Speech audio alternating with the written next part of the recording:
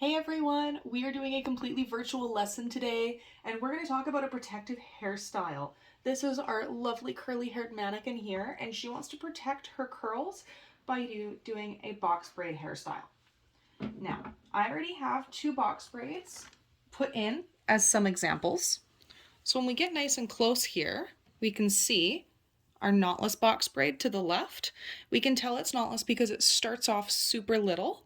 And then as this braid goes down, it gets thicker and thicker with the hair that is woven in.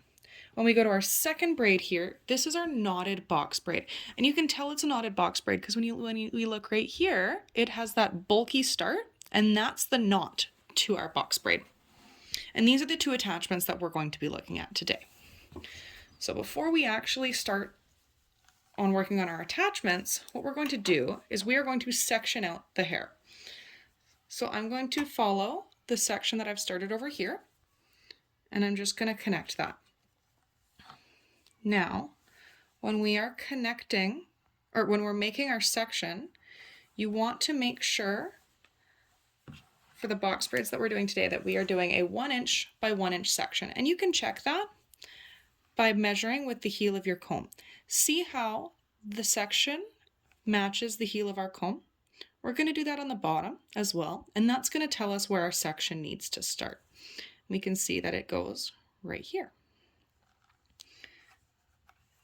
And we can check this as well right here.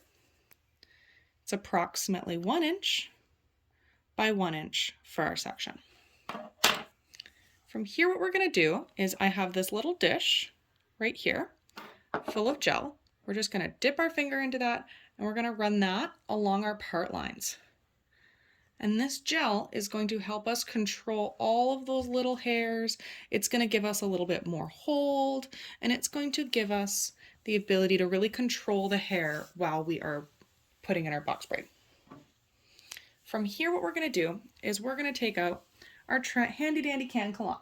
And you'll probably remember this from when we were working on our human versus synthetic hair lesson. This is the same cancaloupe that we looked at then, just a different color. To measure your cancaloupe, you're going to hold it around your finger, and you want your cancaloupe to be approximately the same width as your section size. So you can see my cancaloupe is approximately the same width as my section. For the box braid, the knotted box braid, that's what we're starting with. We're going to take this cancaloupe and we're going to split it into two. Now you want to be really quick here. You want to make sure that you can split that hair up as fast as you can, because otherwise this cancaloupe is going to get really tangly. And when it tangles, it can become your worst nightmare. This cancaloupe is very grippy because it's made for braiding. So when it starts to tangle up, it's really hard to untangle. From here, what you're going to do with your two sections is you're going to loop them over top of each other like an X. At that point, you're going to grab one end and loop it over itself so that you have these two little loops. This right here in the center is our knot for our knotted box braid. We're going to pick this up,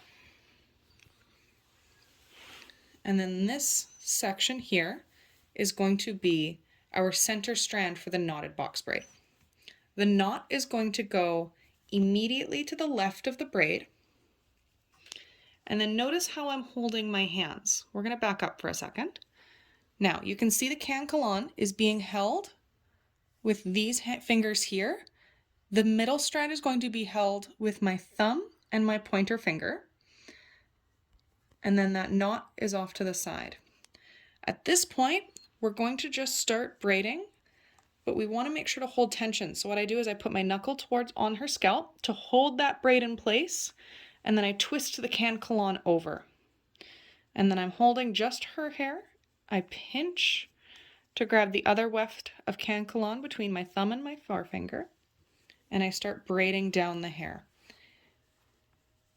Now that her natural hair is immediately to the left, what I'm going to do is I'm going to grab just the cancaloupe and then her hair with my other hand and push up. It's going to cause some tension, but it's going to help ensure that that knotted box braid is nice and tight and not about to fall out. From here, we're going to just braid down. And the moment that braid comes out onto the left again, we're going to repeat that same step. pushing that hair up.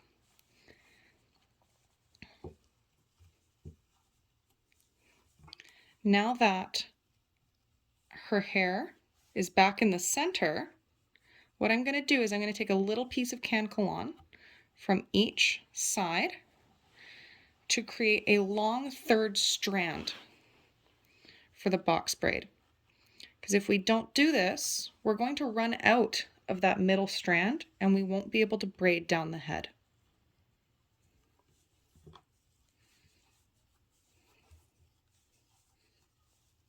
And you're just going to keep braiding all the way down. This is a good point to stop and untangle our hair because it braids down the strand. So I'm going to take my thumb and my forefinger, I'm going to pinch this, and I'm going to pull the hair down so we can see, to try and pull that hair out of the way.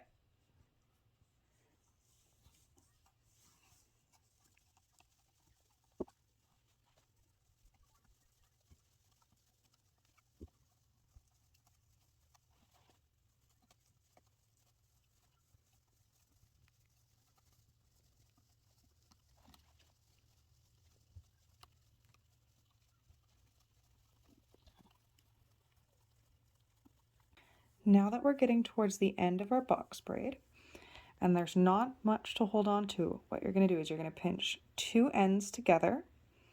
You're going to hold your finger out and you're going to create a little four. You're going to shove your finger through that little hole of the four, grab those ends, and pull up. This is going to create a tiny little knot like you would if you've ever made a friendship bracelet. And that's just going to help hold the tension of the braid before we get a chance to go in and boil all of her ends to seal the hair. Now, when we're checking to make sure that the tension is tight enough, what you're going to do is you're going to grab this knot and you're going to pull on it. If that knot doesn't go anywhere and it's not pulling down at all, your braid has enough tension. And that is our knotted box braid.